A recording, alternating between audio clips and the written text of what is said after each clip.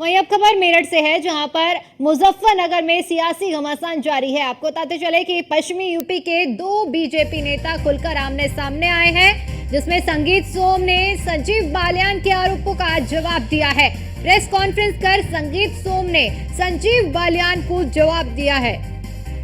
संगीत सोम ने कहा है कि संजीव बालियान अपनी विधानसभा से ही हारे हैं। सरदना विधानसभा की जिम्मेदारी पार्टी की तरफ से मुझे दी गई थी। मैं अपनी विधानसभा से संजीव बालियान को जिताने का मैंने काम किया है। मुझे समुद्र किनारे घर बनाने का शौक है। ये बात संगीत सोम की ओर से कही गई है। साथ ही उन्होंने ये भी कहा है कि मैं पत्थर हूं, किनारे पर ही अपना ठिकाना ढूंढता हूं।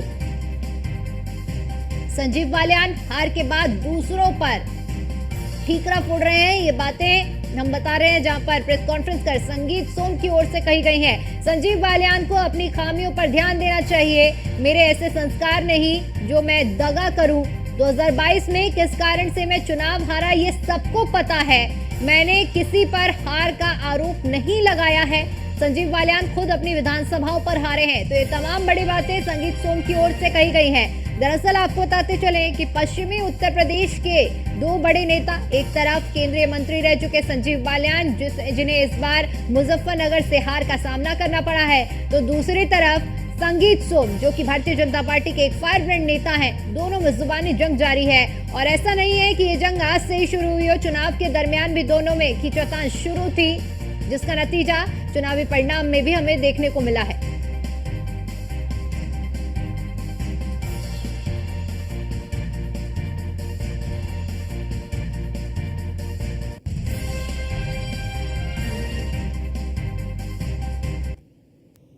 और वहीं इन्हीं सब तमाम मुद्दों को लेकर न्यूज़ वन इंडिया ने संगीत सोम से खास बातचीत की है। क्या कुछ कहा, सुनिए।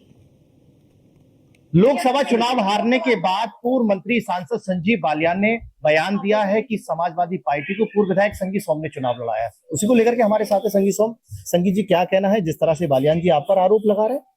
देखिए, बालियान जी मुझ पर क्यों आरोप लगा रहे हैं मुझे नहीं पता। मेरी जिम्मेदारी तो बालियान जी को, मेरे यहाँ तो अच्छा वोट मिले। मुझे सरदना की जिम्मेदारी थी कि सरदना पे तो पार्टी नहीं हारी है, बराबर रही है। बालियान जी को देखना चाहिए कि वो चरथावल हारे हैं और वो बुढ़ाना हारे। वो तो उनकी घर की सीट है, उन्हें क्यों हारे हैं? यह शहर सीट हम 40,000 से जीतते हैं, वो 800 से क्यों जीते हैं? जांच के विषय ये है, उन्हें सरदना पे ना देख के उन्हें वहां देखना चाहिए जो उनकी घर की सीट है। साराने अंदाज में बालियान आप पर शायरी पढ़ रहे हैं, समिंदर की बात कर रहे हैं, क्या कहना है? देखिए, मैं तो इतना ही कहूंगा कि पत्थरों पे सर पटकने के सिवा क्या मिलता है, एक समंदर को बिलखने से भी क्या मिलता है। पश्चिम यूपी के दोनों कद्दावर नेता आपस में भिड़ते हुए नजर आ रहे हैं। लगातार सायरन अंदाज हो या फिर कटाक्ष हो करते हुए नजर आ रहे हैं। बिल्कुल बिल्कुल नहीं भिड़ रहे हैं, ना कद्दावर है। मैं तो भारतीय जनता पार्टी का कार्यकर्ता हूं। अगर वे कद्दावर नेता हैं तो ये बताएंगे, मैं तो कार्यकर्ता हूं। सरकारी सुविधाओं की बात चल रही है, सुरक्षा की बात चल रही है, लगातार आप पर कटाक्ष किए जा रहे हैं। देखिए, सरकारी सुविधा मेरे पास कुछ नहीं है। ना मेरे पे गाड़ी है, ना बंगला है। मेरे पे कपड़े भी अपने, जूते भी अपने, मोबाइल भी अपना है। मेरे पे कोई सरकारी सुविधा नहीं है साहब। वो सुविधा मान्य बालियान जी पे होंगी तो वो बता पाएंगे। बालियान जी का कहना है कि जिस तरह से चुनाव हारे हैं, शिकंडी और आपको कहीं ना कहीं विश्वासघाती भी कहते हुए नजर। मेरे माँ बाप ने मुझे ऐसे संस्कार दिए कि मैं किसी के बारे में खराब शब्द ना बोलूं। वो अपने संस्कारों का प्रदर्शन इस तरीके से ना करें तो अच्छा रहेगा।